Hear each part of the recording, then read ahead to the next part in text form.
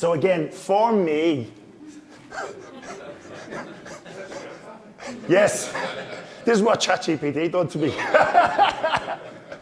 I said to Mitch, that looks like bloody Mark in the gym. So here's the thing, okay?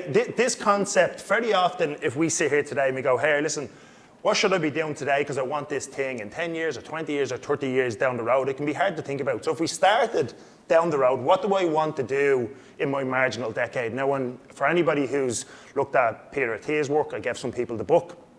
He speaks about this concept of your marginal decade being the last 10 years of your life, all right? And again, we don't know what that is going to be, but statistically, if you're an Irish man, it's 82.3.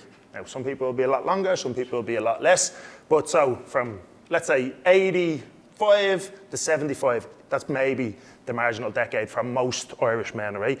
So if we start thinking, what would I want to be able to do in that marginal decade, and we know how things drop off over time, we can start to backcast and find out, right, what do I have to be able to do today in order to be able to do that later on? Now, the reality is, for a lot of people, if you want to be able to walk up a mountain in your 70s, if you're in your 50s or your 40s, you'd have to be considerably fitter than what the average person is walking around, okay?